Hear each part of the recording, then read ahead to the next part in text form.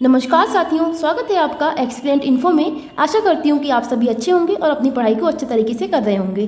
जैसा कि हमने अपनी पिछली क्लास में इशू ऑफ डेवलपमेंट शुरू किया था, मतलब कि डिबेट्स ऑफ डेवलपमेंट, तो उसमें हमने दो डिबेट्स पढ़ ली थी। एक हमारी थी नेचर वर्सेस नर्चर और दूसरी हमारी थी कॉन्टिन्यूटी वर्सेस डिसकॉन्टिन्यूटी। आज हम अपनी थर्ड डिबेट पढ़ेंगे जो है अर्ली वर्सेस लेटर एक्सपीरियंस, मतलब कि प्रारंभिक बनाम बाद के अनुभव। देखिए, इंग्लिश हिंदी दोनों में मैं पीडीएफ तैयार करके लाई हूँ। आई होप आपको अच्छा लगेगा। एंड बाकी जो हिंदी वाले बच्चे हैं वो प्लीज़ इंग्लिश में एटलीस्ट जो टाइटल होता है ना वो ज़रूर पढ़ें, क्योंकि आप वरना अगर सिर्फ हिंदी में पढ़ोगे सीडीपी तो आपको एग्जाम में बहुत दिक्कत आएगी, क्योंकि सीडीपी की जो हिंदी होती है काफ़ी टिपिकल देखने को मिलती है, क्योंकि वो गूगल ट्रांसलेट होता है ना, इसलिए। ओके फ्रेंड्स, पहले हम इंग्लिश का पढ़ते हैं, फिर हम देन हिंदी का पढ़ेंगे।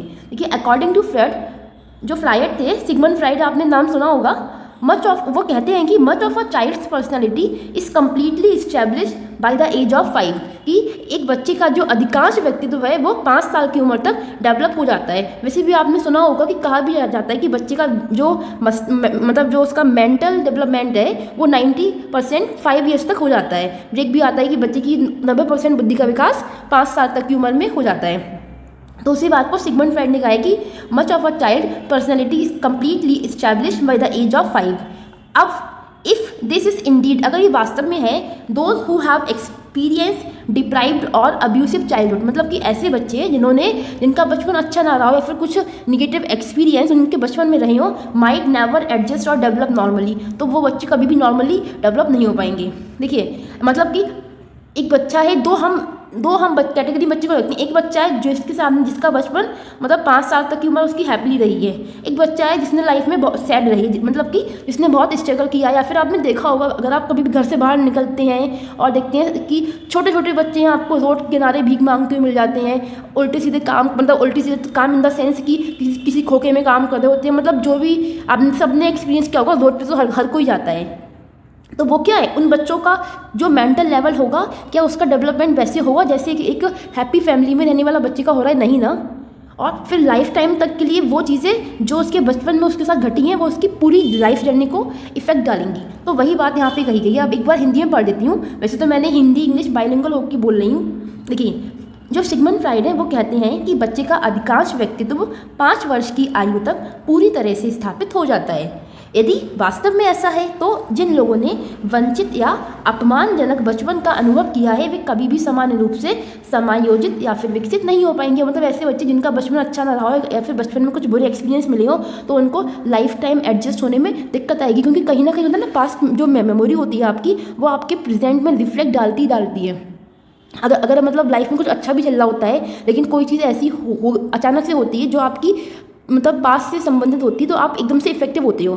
तो वही वाली बात यहाँ पे कही जा रही है। देखिए, एक चीज़ मैं कहूँगी, सीडीपी बहुत ही इंटरेस्टिंग सब्जेक्ट है अगर आप इसको कोऑर्डिनेट करके पढ़ते हो।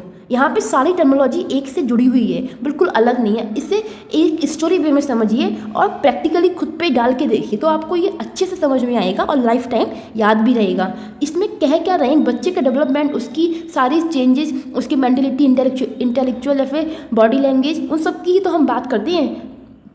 दूसरा हम पढ़ते हैं अपना abnormal behaviour versus individual differences. देखिए, ये वाली डिबेट हमारी इंपॉर्टेंट नहीं है इतना, बट हम जस्ट रीडिंग लगा देते हैं इसकी। और बाकी इसकी मैं हिंदी लिखना भूल गई थी क्योंकि मैंने डेवलपमेंट टास्क लिख दिए थे, फिर मुझे होश आया कि अरे मैंने हिंदी नहीं लिखी। तो इतना आप लोग पैनिक मत होइएगा, मैं आपको हिंदी समझा देती हूँ। ऐसे ही इसमें कहा क्या गया है, और बाकी आप इतनी तो इंग्लिश समझ ही लेंगे जो हिंदी वाले बच्चे हैं। उनसे मैं रिक्वेस्ट करूँगी थोड़ा सा कोऑर्डिनेट करें इसके लिए। देखिए, अबनॉर्मल बिहेवियर रिफर करता है to behaviour pattern that go against the social expectations. हम अबनॉर्मल बिहेवियर किसको कहेंगे, मतलब एक ऐसा व्यक्ति जिसका जो बिहेवियर है सोशल एक्सपेक्टेशंस के अपोजिट है। मतलब सोशली आपसे एक्सपेक्ट करते हैं लोग कि अच्छे बच्चे किसको कहते हैं आज के टाइम में, जो सुबह 4 बजे उठ जाए, नहा धो के पूजा करके पढ़ने बैठ जाए। अब एक बच्चा है जो 10 बजे उठ रहा है और भले ही वो रात में 5 मतलब रात क्या होगी, सुबह होगी, आधी रात में 3 बजे तक पढ़ा हो और सुबह 10 बजे उठ रहा है, तो वो क्या जा रहा है, वो सोसाइटी के अगेंस्ट जा रहा है। तो उसके लिए जो मतलब लोग क्या कहेंगे, कितना बेकार बच्चा है, बताओ सुबह 10 बजे सो के उठता है, पूजा नहीं करता, नहाता नहीं है, धोता नहीं है। जैसे ठंडों में मोस्टली बच्चे होते हैं नहाना स्किप करते हैं, तो लोग क्या करते हैं, टॉन्ट देने लगते हैं। आप कुछ भी ऐसा करते हैं जो सोसाइटी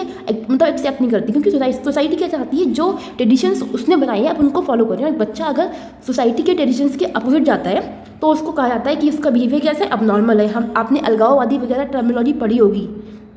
वो सब भी हमारे अबनॉर्मल बिहेवियर में आती है। देखिए किसी भी बच्चे का बिहेवियर अबनॉर्मल ऐसे ही नहीं होता, उसके पीछे बहुत सारे रीजंस होते हैं। उसका एनवायरनमेंट या फिर उसकी फैमिली उसको कैसे ट्रीट करती है, तब जाके वो एक बच्चा नॉर्मल से अबनॉर्मल बनता है। तो अबनॉर्मल बिहेवियर क्या कहता है कि एक बच्चे का ऐसा व्यवहार जो सोशल एक्सपेक्टेशंस के अपोजिट हो।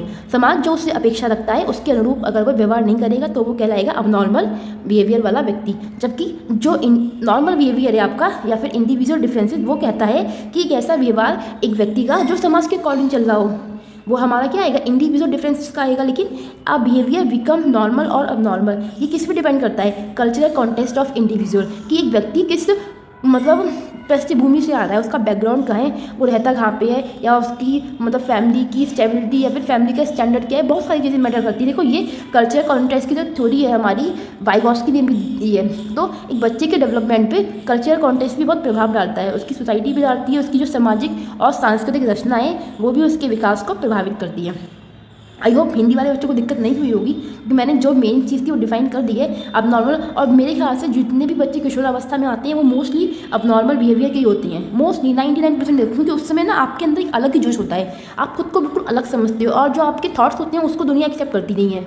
तो कुछ इस टाइप के बच्चे हमारे अब नॉर्मल बिहेवियर में आएंगे जो दुनिया के एक्सपेक्टेशंस के अपोजिट जाते हैं, जो सोसाइटी नॉर्म्स बनाए गए हैं उनको फॉलो नहीं करते हैं, अपने लिए खुद के रूल्स बनाते हैं। ओके, और बाकी ज़्यादा आप लोग इस पर ध्यान का मतलब इतना वो मत करना, फोकस मत करिए, ये इतना इंपॉर्टेंट नहीं है। अब normal behaviour versus individual differences मैंने जस्ट आपको करवा दिया, क्योंकि रीडिंग में दिमाग में होना चाहिए। अगर कभी एक आध क्वेश्चन दिख जाए, बाकी 3 ऊपर की इंपॉर्टेंट थी, जिसमें सबसे इंपॉर्टेंट थी आपकी नेचर वर्सेस नर्चर।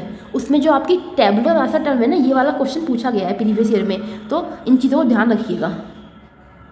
अब हम पढ़ते हैं, देखिए हमारा जो आज का मेन टॉपिक है वो है डेवलपमेंट टास्क, यानी कि विकासात्मक प्रक्रिया। देखिए टास्क क्या होता है, एक छोटा बच्चा है, छोटा इन द सेंस एक बच्चा है जो 6th क्लास में है, ठीक है, तो उसका टास्क क्या है कि उसके लिए क्या है कि उसको 6th क्लास को पार करके 7th में आना है। तो उसके लिए क्या टास्क है कि मुझे भैया 6th क्लास को पार करके 7th पहुँच जाना है, उसका ये टास्क हो गया। तो यहाँ पे हम क्या पढ़ रहे हैं, हम डेवलपमेंट टास्क पढ़ रहे हैं जो हमारी सोसाइटी ने हमारी डिसाइड किए एक तरीके से। वैसे एक बच्चा है 10th क्लास का, ठीक है, और उसको 12th के बाद में IIT करना है। तो उसका लाइफ का टास्क क्या होगा कि उसके लिए ऐसी पढ़ाई करनी है कि उसका IIT क्रैक हो जाए। तो उसका टास्क क्या होगा, IIT क्रैक करना। तो इस तरीके की चीज़ें हमारी किस में आती हैं, टास्क की। आप अपने लिए किसी भी फील्ड में सक्सेसफुल होने के लिए जो टास्क सेट करते हैं, चाहे अभी आपका टास्क क्या है कि आपको KVS का एग्जाम निकालना है, आपको जॉब पानी है ना, तो ये चीज़ें हमारे टास्क में आती हैं। तो हम वही चीज़ आज पढ़ेंगे, डेवलपमेंट टास्क। आई होप आपको टास्क की टर्मोलॉजी मतलब एक्सप्लेन ईजिली हो गई होगी, आपको समझ में आ गया होगा। देखिए social expectations of a particular age common to all persons are known as developmental task. तो डेवलपमेंटल टास्क क्या है कि किसी भी पर्टिकुलर एज की को लेकर सोसाइटी की जो एक्सपेक्टेशंस होती हैं उस व्यक्ति से, वही हमारी डेवलपमेंटल टास्क कहलाती हैं। जैसे कि सपोज दैट एक व्यक्ति है, ठीक है, अगर एक मिनट, हाँ, जैसे कि आपके लिए जो एज बनाई गई है कि आपको 20 से 25 से 28-30 साल तक मैं शादी कह रही हूँ, जॉब वॉब ले लेनी है। तो अगर वही व्यक्ति 30 साल का हो गया, जॉब नहीं कर रहा है, और 40 का हो गया फिर भी जॉब नहीं कर रहा है, तो वो क्या जा रहा है, सोशल एक्सपेक्टेशंस के अपोजिट जा रहा है। तो सोसाइटी क्या करेगी, उसको बात बात पे टॉन्ट देगी, या फिर उसकी सेल्फ स्टीम को हर टाइम हर्ट करेगी। मतलब वो सोसाइटी में जहाँ भी इंक्लूड होगा, अगर पहली बात तो वो खुद ही नहीं होगा शर्म के मारे, अगर वो जा भी रहा है तो भी पूछेगी अरे तुम वही हो ना जिसने अब तक कुछ नहीं किया। तो इस तरीके की चीज़ें होने लगती हैं। फिर दूसरा आपके लिए जैसे एक minute, social expectations of particular, हाँ, जैसे आपके लिए सेट किया गया है कि आपकी 16-17 साल में इंटर पास कर लेते हैं बच्चे, 16 से 18 साल के बीच में, डिपेंड करता है, कुछ लोग जल्दी लेते हैं, कुछ लोग एडमिशन लेट लेते हैं उस चीज़ पे। तो यही हमारी जनरल एज होती है। यूपी बोर्ड वगैरह में 16 ईयर्स में भी कुछ बच्चे कर लेते हैं, जनरली तो 18 ईयर्स लगते हैं हर किसी को। तो कोई बच्चा है इंटर क्लास में बार बार फेल हो रहा है, तो सोसाइटी क्या कहेगी, अरे तुम इतने बड़े हो गए, तुम 20 साल के हो गए और तुमने अब तक इंटर भी नहीं किया। तो इस तरीके की चीज़ें कि जो सोसाइटी आपसे एक्सपेक्ट करती है कि आपकी एक पर्टिकुलर एज में आपके पास वो चीज़ होनी चाहिए और आप उस चीज़ पे खड़े नहीं उतर रहे हो, तो वही क्या है आपका डेवलपमेंटल टास्क में आएगा। बच्चे के अंदर एक वो भी होता है, अरे लोग क्या कहेंगे अगर मैंने ऐसा नहीं किया वैसा नहीं किया। ओके, तो देखिए इसको लेकर बहुत सारे साइकोलॉजिस्ट ने अपनी बातें कही हैं, लेकिन जो सबसे सही है वो है हैविंगस्ट का डेवलपमेंटल टास्क। तो हम उसी को चर्चा करेंगे आज।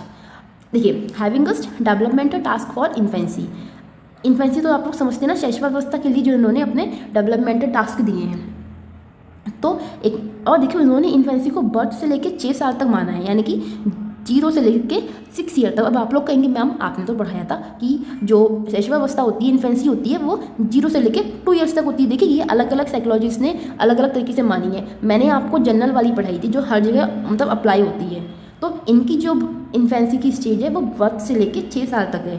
ओके, तो कंफ्यूज मत होइए, अलग अलग मनोवैज्ञानिकों ने अलग अलग मानी है, लेकिन जो आपको पढ़ाई गई वो स्टैंडर्ड वाली है। ओके, देखिए अब इसमें हम देखेंगे कि बर्थ से लेके 6 साल तक बच्चा क्या क्या करता है या फिर उसे क्या क्या करना चाहिए जो मतलब सोसाइटी उसे एक्सपेक्ट करती है। क्योंकि हम क्या पढ़ रहे हैं, डेवलपमेंटल टास्क पढ़ रहे हैं। एक मिनट, शैशवावस्था के लिए जो डेवलपमेंटल टास्क फिक्स किए गए हैं। देखिए चलना सीखना, अब ये तो नहीं है ना कि बच्चा एकदम से चलने लगेगा। अप्रॉक्स 1 से 2 साल की एज में बच्चा चलना स्टार्ट कर देता है। तो अगर बच्चा नहीं चल पा रहा है तो लोग क्या कहेंगे, अरे तुम्हारा बच्चा अब तक नहीं चल रहा है, हमारा तो चलने लगा। तो ये भी क्या है, सोसाइटी की बातें होती हैं, वो आपस में जो कहते हैं। दूसरा क्या है, ठोस आहार लेना, मतलब कि जब बच्चा जन्म लेता है उस समय क्या होता है, ऑलमोस्ट 6 मंथ तक तो ब्रेस्ट फीडिंग को ही प्रेफरेंस दी जाती है, यानी कि माँ का जो दूध होता है उसी को ज़्यादा वैल्यू देते हैं कि आप पिलाओ, क्योंकि उसमें सारे जो न्यूट्रिएंट्स होते हैं बच्चे के अच्छे डेवलपमेंट के लिए, अच्छे पोषण के लिए सब मौजूद होते हैं। वो अलग बात है, कहीं कहीं कारणवश आज के आधुनिक समय में लोग आर्टिफिशियल दूध या जो कुछ भी यूज़ करते हैं उस पर हमें डिस्कस नहीं करना, वो अलग टॉपिक है फिलहाल। हाँ, तो बच्चे को इसी एज में हम धीरे धीरे क्या करते हैं, सॉलिड फूड लेना की लर्निंग देते हैं। 6 महीने तक तो बच्चा कुछ भी नहीं, लिक्विड ही लिक्विड लेता है। फिर धीरे धीरे बच्चे को सेरेलैक देते हैं या बाकी चीज़ें, या फिर आपने देखा होगा आपके घर भर में बच्चे होंगे तो क्या करते हैं, बच्चों के लिए दाल का पानी देना स्टार्ट करते हैं, हल्के हल्के हल्के, जैसे मूंग की दाल हो गई, और वो भी सिर्फ नमक वाला पानी। ये नहीं कि मिर्च भी डालनी, बच्चा मिर्च नहीं खा पाएगा, नहीं तो उसको खांसी वासी आ जाएगी। और ये भी नहीं है कि आप उसके लिए 6 महीने के बाद में कोई हैवी, मतलब आप आम बैठ के खा रहे तो बच्चे को आम दे दोगे, बच्चा नहीं खा पाएगा, उसके अभी इतना मतलब डेवलप नहीं हुआ है अंदर से जो उसकी बॉडी स्ट्रक्चर भी है।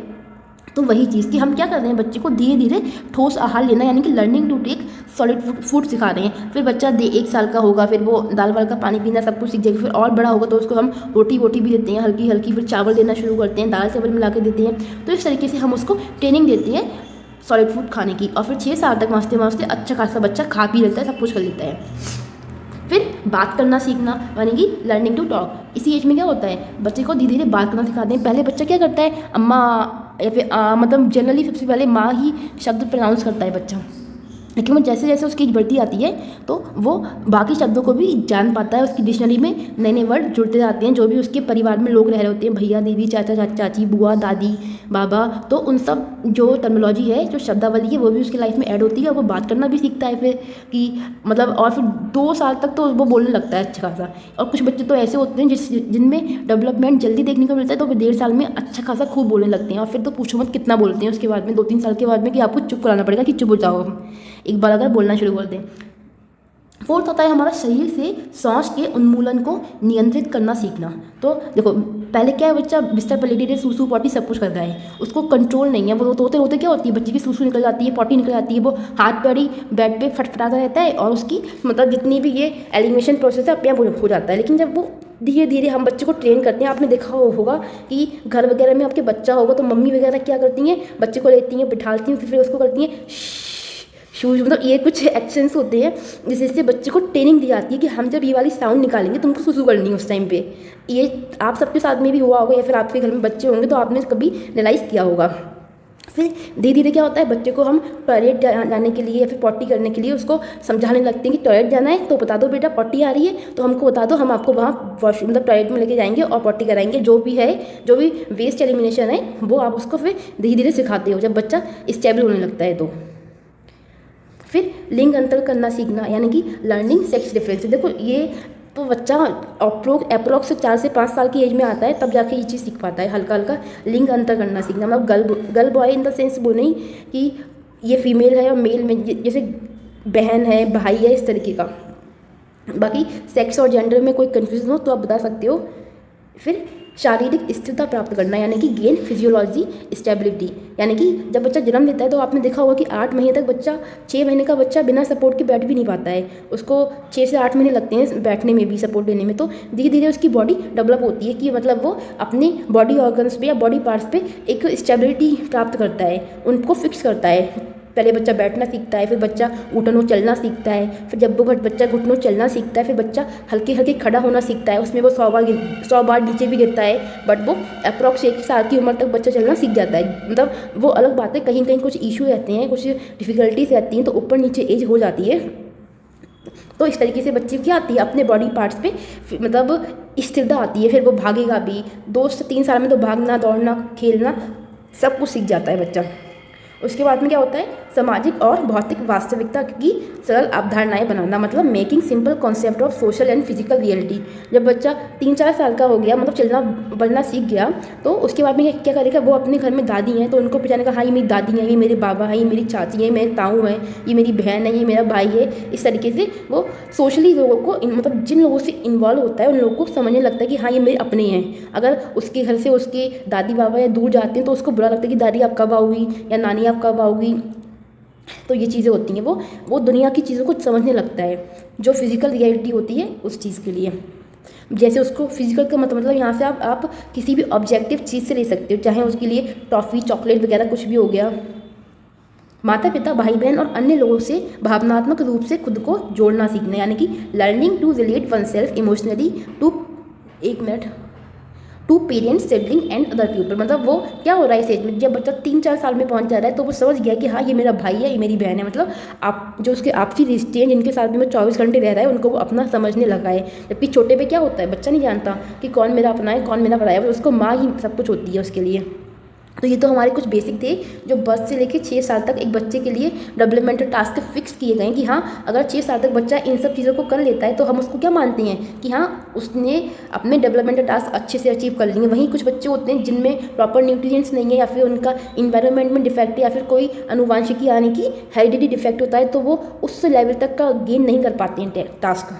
ये हमारे बर्थ से लेकर 6 साल तक के हो गए। फिर हम पढ़ते हैं एक और बचा है हमारा, देखिए सही और गलत में फ़र्क करना सीखना और विवेक का विकास करना। अब देखो यहाँ पे इतना तो दिमाग नहीं आ जाएगा बच्चे में कि learning to distinguish right and wrong and developing a conscience. Conscience हम चेतना को कहते हैं। आपके अंदर जो चेतना जागृत होती है what is right what is wrong वाली, तो यहाँ पे जब बच्चा अप्रॉक्स 5-6 साल का हो गया तो वो हल्का फुल्का हम उसको सिखाने लगते हैं कि बेटा गुड टच क्या होता है, बैड टच क्या होता है। अगर आप बाहर जा रहे हो तो आपको कोई मतलब किस तरीके से टच करे तो आप उस चीज़ को समझो, क्योंकि बच्चे को अवेयर करना बहुत इंपॉर्टेंट है। नहीं तो आज की जो सोसाइटी है उसके अकॉर्डिंग, नहीं तो बहुत सारी चीज़ें गलत होती जाती हैं हमारी सोसाइटी में। इसलिए तो हम क्या करते हैं, इस एज में बच्चे के अंदर कॉन्साइंस डेवलप करना शुरू करते हैं कि वो रॉन्ग राइट को समझने लगता है हल्का हल्का, कि रॉन्ग टच क्या होता है या राइट टच क्या होता है, या और भी जो चीज़ें होती हैं इस तरीके से। फिर हमारे आते हैं हैविंग उसका डेवलपमेंटल टास्क फॉर चाइल्डहुड, यानी कि बाल्यावस्था के लिए 6 साल से लेकर 12 साल तक के लिए जो उन्होंने टास्क फिट किए हैं बच्चे के अंदर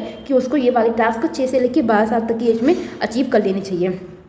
देखिए सामान्य खेलों के लिए आवश्यक शारीरिक कौशल सीखना, यानी कि learning physical skill necessary for ordinary games. जो आपके नॉर्मल गेम्स होते हैं, आपने देखा होगा बच्चा 5-6 साल के बाद में अपने ग्रुप में गैंगेज होती है ये हमारी। हालांकि इन्होंने गैंगेज वाली टर्मिनोलॉजी यूज़ नहीं करी है, बट मैं आपको समझाने के लिए कह रही हूँ। बच्चा गैंगेज में क्या करता है, मतलब 4-5 बच्चे होगा, बहुत सारे गेम खेलते हैं। एक पकड़म एक बीच में चेस टाइप का बनाते हैं, इस टाइप का देखिए एक गेम होता है, ऐसे बनाते हैं। फिर इस पर एक चौक वगैरह फेंकते हैं, उस पर लंगड़ी टांग लेके चलते हैं, 1 2 3 4 करके चलते हैं, स्टेपू बोलते हैं आई थिंक इसके लिए। हाँ तो ये क्या है, ये एक नॉर्मल से गेम्स है जिसको बच्चा अपने फिजिकल जो ऑर्गन्स हैं, फिजिकल बॉडी पार्ट्स हैं, उनकी स्टेबिलिटी की वजह से सीख पा रहा है। मतलब उसने इतना अपनी बॉडी पे कंट्रोल कर लिया है कि अब वो हर तरीके से गेम खेलना, मतलब नॉर्मल गेम खेलना सीख रहा है। ऐसा नहीं है अगर आप 2 साल से बच्चे को कहोगे स्टेपू खेलो, क्या वो खेल पाएगा? वो तो पहली चाल में ही गिर जाएगा। लेकिन इस एज में आते आते बच्चे का अपनी बॉडी ऑर्गन्स पे कंट्रोल होता है और वो नॉर्मल गेम्स को खेलना स्टार्ट कर देते हैं। रनिंग तो आम हो गया, बच्चा भागना तो बचपन से ही सीख जाता है। फिर दूसरा हमारा आता है building wholesome attitudes towards one self as a growing organism, मतलब बढ़ते हुए जीव के रूप में स्वयं के प्रति स्वस्थ दृष्टिकोण का निर्माण करना। इसी को हम क्या कहते हैं, इसको सीडो मैच्योरिटी भी कहा जाता है। कि बच्चा सोचता है ना 6 से 12 में आ गया तो मतलब 8-9 साल के बाद तो बच्चे का डेवलपमेंट अच्छा होने लगता है। तो बच्चा सोचता है कि वो बड़ा हो रहा है, अब वो बड़ों की तरह दिख रहा है, या फिर मतलब उसके जो कार्य हैं वो बड़ों की तरह होने चाहिए, लेकिन होता नहीं है। तो उसका जो दृष्टिकोण है खुद को लेके वो कैसा हो रहा है, एक बड़े व्यक्ति के तौर में वो खुद को देख रहा है, बट वो बड़ा हुआ नहीं है। इसी एज को सीडो मैच्योरिटी की एज भी कहा जाता है। हमने आपको पिछली क्लास में पढ़ाया था। यानी कि मिथ्या परिपक्वता की जो उम्र होती है वो भी हमारी यही होती है। Learn to socialise with peers, अपने जो उसके उम्र के साथी होंगे उनके साथ वो मिलना जुलना सीखेगा, शेयरिंग केयरिंग सीखेगा, बातचीत करेगा, क्योंकि इसको हमने गैंग एज भी कहा है और प्री स्कूल नहीं, स्कूल एज कहते हैं जैसे बाहर के लिए, तो हाँ स्कूल एज भी कहा है। तो ये सारी चीज़ें हो रही हैं बच्चे इस उम्र में। अगर आप गली मोहल्ले में रह रहे हो तो वहाँ पर तो आपको गुटबाजी बहुत दिखती है। अच्छी अच्छी कॉलोनीज़ में भले ही ऐसा ना हो, लेकिन जो गली मोहल्ले के बच्चे होते हैं आपको दिखेंगे शाम को 5-6 बच्चे इकट्ठे होकर आपस में कुछ ना कुछ खेल रहे हैं। फिर हमारा नेक्स्ट आता है to develop a tendency to develop towards social groups and institution, मतलब कि जो सामाजिक समूह है और संस्थाओं के प्रति विकास की प्रवृत्ति का विकास करना है। यानी कि अभी उसमें इतना दिमाग तो आ गया ना कि उसको सोशली कैसे बिहेव करना है, कैसे नहीं करना है। तो जो सोसाइटी के मतलब ग्रुप्स होते हैं उनके साथ में ये जो इंस्टीट्यूशन है यानी कि स्कूल वगैरह में कैसे बिहेव करेगा, तो ये वाली प्रवृत्ति उसके अंदर डेवलप हो चुकी होती है। लर्निंग एप्रोप्रिएट जेंडर रूल्स, यानी कि उचित लिंग भूमिका सीखना, स्त्री पुरुष की भूमिका होता है ना। इस एज में आपने देखा होगा, इस एज में आपके लिए बॉयज़ की फ्रेंडशिप और गर्ल की फ्रेंडशिप देखने को बहुत मिलती है। मतलब जो सेम सेक्स के लोग हैं वो आपस में दोस्ती बहुत करती है, जबकि आप किशोरावस्था में देखोगे जो अपोजिट सेक्स है उसकी तरफ अट्रैक्शन ज़्यादा होता है। लेकिन इस एज में जो आपका सेम सेक्स है यानी कि बॉय की दोस्ती बहुत मिलेगी, बॉय से साथ दोस्ती करना पसंद करेंगे, गर्ल के साथ करेंगी। तो वही चीज़ है कि जेंडर रोल्स है उसको भी सीखता है इस समय कि स्त्री पुरुष की भूमिका क्या होती है। और दूसरा यहाँ पे स्त्री पुरुष की भूमिका से एक ये भी चीज़ हम निकल के आती है कि जो काम वगैरह आपकी सोसाइटी ने मतलब कैटेगराइज करे है ना, कि लड़की हो तुम खाना बनाओगी और लड़का है वो बाहर का काम करेगा। तो ये सारी चीज़ें ये बच्चे को फैमिली इस एज में सिखाना शुरू कर देती है। लेकिन हम इस चीज़ को सपोर्ट नहीं करते, क्योंकि आज के टाइम में ऐसा कुछ नहीं है कि खाना बनाने का काम सिर्फ लड़कियों को, तो लड़की भी बनाती हैं। संजीव कपूर हो गए शेफ, और भी कितने महान लोग हैं। मतलब ऐसा कोई काम नहीं जो लड़कियां ना कर सकती हैं, फिर लड़के ही कर सकते हो। तो ये एक क्या है मतलब नैरो मेंटेलिटी भी है फिलहाल, लेकिन हमको तो पढ़नी है क्योंकि हमारे सिलेबस में मेंशन है। और एक चीज़ याद रखिएगा, जेंडर जो रोल्स होते हैं ना वो हमेशा सोशली होते हैं, मतलब सोशल, ये जो सामाजिक लोगों ने तैयार करी है। जबकि जो सेक्स है आपका, ये आपका बायोलॉजिकल होता है, क्योंकि ये आपके हेरिडिटी से डिपेंड करता है। यानी कि देखो जो वो गर्ल होती है कंसीव करने का काम वो करती है ना, जबकि बॉय नहीं कर सकता ना, इसलिए ये बायोलॉजिकल होता है। लेकिन जो आपके जेंडर हैं वो आपका सोशल कॉन्सेप्ट में आता है। ये क्वेश्चन सीटेट में बहुत बार पूछा गया है, बड़ा फेवरेट क्वेश्चन है सीटेट का। तो आपको छोटी छोटी टर्मिनोलॉजी की भी अगर समझ है ना तो आप इजीली इस पेपर को कर सकते हो। फिर देखिए हमारा आता है, देखिए हर प्लेस पे आपको प्लेस टू प्लेस डिफरेंस देखने को मिलेगा, क्योंकि एक व्यक्ति का जो डेवलपमेंट है ना बच्चे का, वो उसकी सोसाइटी पे, उसके एनवायरनमेंट पे, उसके कल्चर पे बहुत डिपेंड करता है कहीं ना कहीं। तो कुछ चीज़ें ऊपर नीचे हर जगह आपको एक्सेप्शनल केस देखने को मिलेंगे, तो टेंशन मत लीजिएगा। फिर आता है आपका development of basic skills in reading, writing and counting, मतलब इस एज में बच्चा लिखना पढ़ना या गणना करने में मौलिक कौशल का विकास होता है, कर लेता है। जैसे आप होते हैं ना, बच्चे को पेरेंट्स क्या करते हैं, 10-20 रुपये दिए, जाओ बेटा टॉफ़ी ले आओ। फिर आप बच्चा 10 रुपये लेके गया टॉफ़ी लेने एक मैच, हाँ बच्चे को आपने 10 रुपीज़ दिए, फिर वो शॉप पे जाता है, वो कहता है कि हमको 5 रुपये की टॉफ़ी दे दो। फिर शॉपकीपर क्या करता है, उसको 5 रुपये वापस देता है। फिर बच्चा क्या करता है, काउंट करता है कि हाँ 10 में से 5 किया तो कितना बचा, 5 बचा। तो बच्चे में क्या हो रहा है इस समय, काउंटिंग, यानी कि जो उसकी नेसेसरी लाइफ के लिए इंपॉर्टेंट कॉन्सेप्ट है उसको वो डेवलप कर रहा है इस एज में। रीडिंग, राइटिंग, काउंटिंग सब चीज़ें उसके अंदर डेवलपमेंट होना शुरू हो जाती हैं अच्छे से। बाकी फिर आता है to develop conscience, ethics and values, मतलब बच्चे को नैतिकता सिखाना या फिर मूल्यों, उसकी जो गुड वैल्यूज़ हैं, मॉरल वैल्यूज़ हैं, उसको भी हम इस एज में क्या करते हैं, डेवलप करते हैं। वो अलग बात है कि बच्चा एक सर्टेन एज के बाद में उन मॉरल वैल्यूज़ को उतना फॉलो नहीं करता है, लेकिन बच्चे से उम्मीद की जाती है कि जैसे आपको सोसाइटी में जाना है तो आपको बड़ों को नमस्ते करना है। अगर आप बड़ों को नमस्ते नहीं कर रहे हो, ऐसे ही निकल रहे हो, तो वो क्या बोले कितना बदतमीज बच्चा है। या फिर आपका टीचर आपको रास्ते में कहीं दिखता है तो आप उसको रिस्पेक्ट करो, उनको नमस्ते करो, उनके पैर छुओ। तो ये सारी तब एक बच्चे से क्या की जा रही है, एक्सपेक्टेशंस लगाई जा रही हैं कि वो अपनी सोसाइटी के साथ में ऐसे बिहेव करे, जो भी सोशल वैल्यूज़ हैं उनको फॉलो करे, जो भी एथिक्स है उनको अपनाएं। फिर तीसरा आता है हमारा develop concept needed in everyday life, यानी कि रोजमर्रा के जीवन के लिए आवश्यक अवधारणाओं का विकास करना। यहाँ पे बात हो रही है जो भी ऐसे कॉन्सेप्ट हैं जो आपके डेली लाइफ में यूज़ होते हैं, चाहे वो आपका सब्जी वाले से सब्जी लेकर पैसे वापस लौटाना हो, या फिर आपका कोई भी ऐसा काम जिसमें आपको इंटरेस्ट आता हो। कुछ लोग को ड्राइंग करना अच्छा लगता है तो वो ड्राइंग करते हैं डेली बेसिस पे। कुछ बच्चे होते हैं, लड़कियाँ क्या करती हैं, लड़कियों को डॉल से खेलना अच्छा लगता है तो वो डॉल से खेलती हैं। फिर बाकी जो भी चीज़ें हैं जो उनके डेली लाइफ में कॉन्सेप्ट यूज़ हो रहे हैं, उन चीज़ को इस टाइम में डेवलप करना। फिर देखिए अब हम पढ़ते हैं factors influence mastery of developmental task, यानी कि विकासात्मक कार्यों की निपुणता को प्रभावित करने वाले कारक। अब देखो हमने पहले पढ़ा इन्फेंसी, तो इन्फेंसी से चाइल्डहुड में आए, ठीक है। तो इन्फेंसी से चाइल्डहुड में आने के लिए वो कौन से मतलब चीज़ें हैं जो हेल्पफुल होंगी एक बच्चे को उस चीज़ की मास्टरी कराने में। यानी कि आपको एक बच्चे का अच्छा विकास चाहिए तो उसके अच्छे विकास को कौन कौन सी चीज़ें इफेक्ट करेंगी। देखिए, चाइल्ड एबव एवरेज इंटेलिजेंसी, बालक का औसत से ऊपर बुद्धि स्तर होना। अगर एक बच्चा है, सही है, दो बच्चे हमने ले लिए क्लास में, एक को नाम दे दिया हमने, एक मिनट, एक क्लास है ये, उसमें दो बच्चे हैं, एक का नाम है ए, एक का नाम है बी। ये जो ए वाला बच्चा है ये एवरेज बच्चा है, average in the sense normal बच्चा है, सॉरी, ठीक है।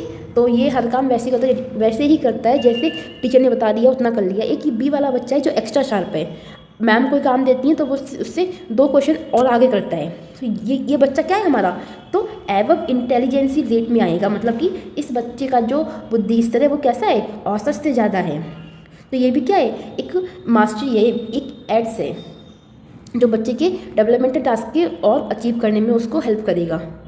फिर above average strength and energy for age, उम्र के हिसाब से औसत के ऊपर शक्ति और ऊर्जा का होना। अब सही बात है, दो बच्चे हैं और दोनों डिफरेंट इन्वायरमेंट से आ रहे हैं, एक के घर का खान पान अच्छा है, दूसरे घर का खान पान बेकार है, उतना अच्छा नहीं है इन द सेंस। तो क्या होगा, जो बी वाला बच्चा है जिसके यहाँ का खान पान अच्छा नहीं है उसके अंदर एनर्जी लेवल डाउन रहेगा, जबकि जो ए वाला बच्चा है वो हमेशा एक्टिव रहेगा किसी भी काम को करने के लिए। मैम कहेंगी बेटा जाओ उससे क्लास में जाओ, कॉपी ले आओ, बच्चा फट से जाएगा ले आएगा। लेकिन ये बी वाला बच्चा क्या है, गिरता पड़ता जाएगा, बेहोश हो जाएगा। तो ये सारी चीज़ें देखिए, आपका एनवायरनमेंट और हेरिडिटी 2 चीज़ें बड़ा इफेक्ट करती हैं बच्चे के विकास में। इन दोनों का बड़ा इंपॉर्टेंट रोल होता है, घूम घूम के यही चीज़ बार बार आती हैं। फिर रैपिड फिजिकल डेवलपमेंट होना, यानी कि शारीरिक विकास का तेजी से होना। अगर बच्चे को अच्छा खान पान मिल रहा है, सारे न्यूट्रिएंट्स मिल रहे हैं और जब वो छोटी सी एज में है तो महीने की 5 ईयर्स तक बच्चे को बिल्कुल आपने न्यूट्रिएंट्स अच्छे खासे दिए जो भी उसकी बॉडी की नीड थी, तो उसका जो शारीरिक डेवलपमेंट होगा वो क्या होगा, तेज़ी से होगा, बजाय उसके जो जिस बच्चों को कम मिल रहा। हमारे इंडिया में कुपोषण से के शिकार भी बच्चे होते हैं, क्यों होते हैं, क्योंकि उनको न्यूट्रिएंट्स नहीं मिल पाते ना उतने खाने को, जो एक बॉडी की नीड थी, रिक्वायरमेंट थी, वो चीज़ें उनको मिल ही नहीं रही हैं। एक तो पॉपुलेशन इतनी है, दूसरा भुखमरी इतनी है, ये तो अलग ही कॉन्सेप्ट है हमारे। तो ये चीज़ें हैं, देखिए आपका जो डेवलपमेंट है ना वो आपके माइंड का भी बहुत इफेक्ट डालता है। तभी तो कहते हैं हेल्दी माइंड होना चाहिए और फिजिकली फिट होना चाहिए, तभी आप हर फील्ड में अच्छा कर पाओगे। वो अलग बात है, कहीं कहीं एक्सेप्शन देखने को मिलती हैं, दुनिया भारी पड़ी है एक्सेप्शन। तो देखिए प्रोवाइडिंग एन, एक मिनट, हाँ ये तो हो गया ना, providing an environment that provides opportunity for the child to learn, एक ऐसा वातावरण देना जहाँ बच्चा खुल के सीख सके, मतलब जहाँ पे बच्चा सेंटर में हो, बच्चे को छूटो कि जाओ बेटा खेलो कूदो सीखो। अब ये नहीं कि बच्चे के सिर पे लेके खड़े हो डंडा और कह रहे हो पढ़ पढ़ पढ़, तो बच्चा पढ़ेगा नहीं, पढ़ेगा बच्चा क्या होगा, बच्चा डरेगा। अगर वो पढ़ना भी चाहेगा, उसने पढ़ भी लिया मर कुट के, तो वो क्या होगा, उसके दिमाग में नहीं रहेगा। वहीं एक बच्चा खुद से पढ़ रहा है, आप उसको हेल्पफुल सपोर्टेटिव इन्वायरमेंट दे रहे हो, तो उस बच्चे का डेवलपमेंट भी अच्छा होगा, उसका मानसिक विकास भी अच्छा होगा, उसको पढ़ा हुआ याद भी रहेगा। तो वही चीज़ है कि बच्चे को ऐसा अवसर देना चाहिए जहाँ बच्चा खुल के सीख रहा हो और उसका इंटरेस्ट डेवलप हो रहा हो उस चीज़ में। लाठी डंडा लेके नहीं खड़ा रहना, तभी तो एनसीईआरटी हमारा कहता है कि बच्चे को मारना नहीं है, मारने पीटने को मना करता है। बच्चे को प्यार से समझा, बच्चे को ऐसा इन्वायरमेंट दो जहाँ बच्चा खुद से सीखे। जब बच्चा किसी चीज़ में खुद से इन्वॉल्व होगा ना, तो बच्चा उस चीज़ में अच्छा करेगा, बजाय इसके कि आप लाठी घूसा से उसको सिखा रहे हो। वो चीज़ें बहुत अनैतिक होती हैं, करनी भी नहीं चाहिए। छोटे बच्चों के साथ तो बिल्कुल नहीं करनी चाहिए, क्योंकि वो बहुत ही सॉफ्ट होते हैं। छोटे बच्चे कच्चे घड़े के समान होते हैं, आप जैसा उनको डालोगे वैसे ढल जाएंगे बिल्कुल। तभी तो वॉटसन ने कहा है कि आप मुझे मतलब 1 दर्जन बच्चे दो, मैं उनको डॉक्टर, चोर, वकील, पुलिस, सिपाही कुछ भी बना सकता हूँ, क्योंकि ये डिपेंड करता है एक व्यक्ति पे, उसके गाइडेंस देने वाले लोगों पर, कि वो अपने बच्चे को किस तरीके से ट्रीट कर रहे हैं। हाँ, कुछ बच्चे नालायक निकल जाते हैं, मैं यहाँ किसी गलत वे में नहीं बोल रही हूँ फिलहाल, मतलब अलग टाइप में दुनिया भरी पड़ी है एक्सेप्शनल से, तो फिलहाल तो उसकी हम डिस्कशन बंद करते हैं। तो यहाँ पे क्या है, रिच इन्वायरमेंट की बात है कि बच्चे को एक ऐसा इन्वायरमेंट हो जहाँ बच्चा खुद से सीख रहा हो और ज़्यादा से ज़्यादा चीज़ें सीखे, बच्चा इन्वॉल्व हो, बच्चा एक्टिविटी करे। तो ये तो हमारे क्या हुआ, एड्स हो गई उनके जो ये टास्क सेट किए गए हैं उसको पाने की।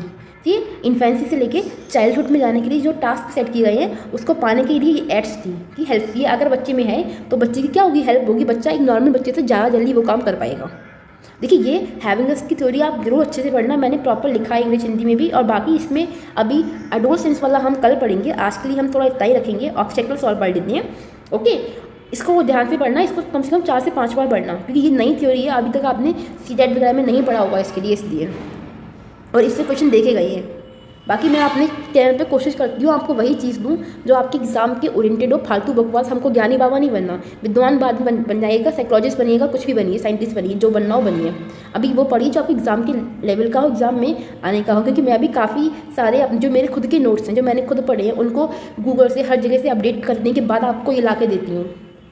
देखिए, ऑब्स्टेकल टू मास्टरी। अब इन्फेंसी से चाइल्डहुड में आने के बीच में कौन सी रुकावटें हैं जिसका बच्चा फेस करता है कि वो अपने डेवलपमेंटल टास्क को अचीव नहीं कर पाता, हम वो पढ़ेंगे। देखिए, किसी शारीरिक दोष से ग्रसित होना, यानी कि suffer from a physical defect.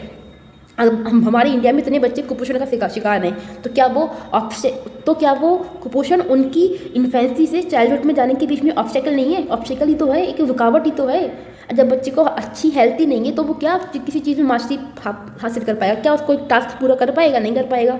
जब बच्चे को खाना नहीं है, इतनी भूखमरी में बच्चे मरते रहते हैं, बच्चे क्या बड़े बूढ़े सभी मरते रहते हैं। इवन जब कोरोना आया था, जब 19 में लास्ट में, नहीं 20 में था, हाँ 2020 में था, तब भी तो एक रिपोर्ट आई थी जहाँ बच्चे कोरोना से ज़्यादा तो उससे मर रहे थे, जो भूखमरी से। ये हमारा सोशल इशू है जहाँ पे चीज़ें बड़ी अजीब ही रहती हैं, थोड़ा सा क्या कर सकते हैं हम उसमें। हाँ, तो बच्चा क्या है, जब बच्चा फिजिकली डिफेक्ट हो रहा है, उसमें कोई शारीरिक दोष है। अब दोष कब आते हैं? जब बच्चे को न्यूट्रिएंट्स नहीं मिलता है, बच्चे का खान पान अच्छा नहीं है, बच्चे को जो चीज़ें जिस एज पे दूध मिलना चाहिए था उसको दूध की जगह पानी मिला है। मम्मी ने क्या किया, पानी में आटा घोल के पिलाया कि बेटा यही दूध है, समझ के पी ले, चीनी और घोल दी उसमें। तो बच्चा क्या कर रहा है, उसकी बॉडी में वो इंपॉर्टेंट न्यूट्रिएंट्स विटामिन नहीं जा रहे जो जाने चाहिए, तो बच्चा में कोई ना कोई दोष आएगा। और इससे बहुत बच्चे हमारे यहाँ इंडिया में सफ़र करते हैं, बहुत ज़्यादा। हमें तो आइडिया भी नहीं है। आप लोग बहुत अच्छे हैं जो अच्छी फैमिली से बिलोंग करते हैं, जहाँ पे सब कुछ चीज़ें सही हैं। हमें आप ना कभी भी लाइफ में लो फील करो तो अपने से लो को देखो। जब कभी भी रोड पे निकल के देखना, कुछ मतलब छोटे छोटे बच्चे हैं, कपड़े तक नहीं पहने हैं, हाथ में कटोरा लेके मांगने आ जाते हैं, नाक बह रही है, मतलब बहुत अजीब। उनका न्यूट्रिशन, उनको लेवल देख के लगता है कि ये हमारा कल का भविष्य है। फिजिकल, मेंटल और emotional retardation in a developmental level, मतलब कि विकासात्मक स्तर में शारीरिक, मानसिक या भावनात्मक मंदता होना। ये सब चीज़ें कब होती हैं? जब बच्चे की बातों को प्रेफरेंस दी जाती है। देखो, एक बच्चा है, उसके माइंड में कुछ चल रहा है, उसने अपने घर में एक बार कोई बात कही कि पापा मम्मी मुझे ऐसा करना है, अपने कोई विश जाहिर की, घर वालों ने क्या किया, डांट किया, उसकी मजाक बनाई, उसकी हंसी बनाई, उसको नकार दिया, तो वो बच्चा क्या दोबारा अपने पेरेंट्स से कुछ कह पाएगा? नहीं कहेगा। फिर वो चीज़ उसकी इमोशनल लेवल पे या फिर मेंटली लेवल पे या उसके, अब वो बार बार एक चीज़ को सोचता रहेगा, तो उसको वो चीज़ें उसको फिजिकली लेवल पे भी हिट करना शुरू करेंगी। तो इसी चीज़ को हम कह रहे हैं कि ये भी क्या है, विकासात्मक स्तर में क्या है, एक रिटार्डेशन की तरह काम कर रहे हैं। इसलिए कहते हैं ना, तभी तो हमने कहा है कि बच्चे को कभी भी एकदम से नकारना नहीं है। अगर आप उसके किसी चीज़ को मतलब रॉन्ग कहते हो तो उसके पीछे लॉजिक दो और प्यार से। बच्चा बहुत सॉफ्ट होता है। फिर तीसरा आता है डिक्रीज स्ट्रेंथ। एक मिनट, इसको रिमूव कर दूँ। Decrease strength and energy level due to poor health.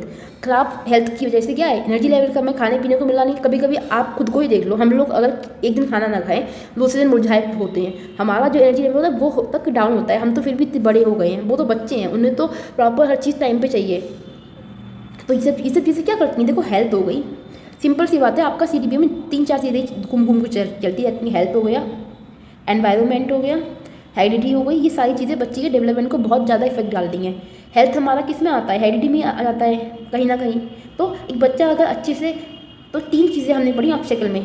कोई उसमें फिजिकल डेफिसिट है, कोई यानी कि किसी चीज़ से वो सफ़र कर रहा है, किसी बीमारी से। दूसरा, फिजिकली, मेंटली या इमोशनली रिटार्डेशन उसके अंदर है, तो ये भी उसके डेवलपमेंटल लेवल को कम करेगा। तीसरा, उसके अंदर एनर्जी लेवल कम है, पैसे है, खाने को नहीं हो रहा, 4 दिन से, तो कहाँ का उसके अंदर ऊर्जा होगी काम करने की? नहीं होगी ना।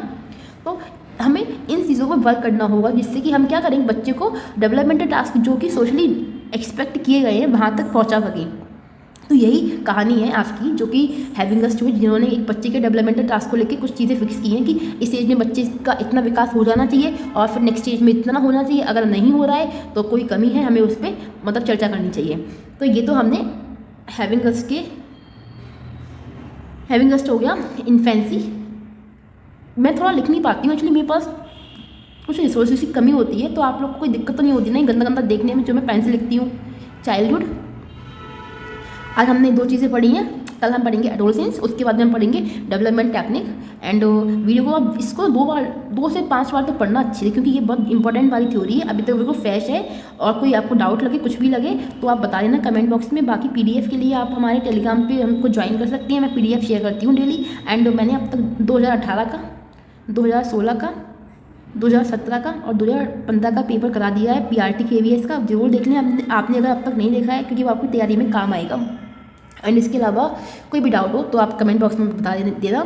और इंग्लिश हिंदी में भी PDF है, और अच्छे से पढ़ाई करती रहिए। चलिए आज के लिए इतना ही रखते हैं हम। Tata bye bye, take care, घर में सुरक्षित रहिए।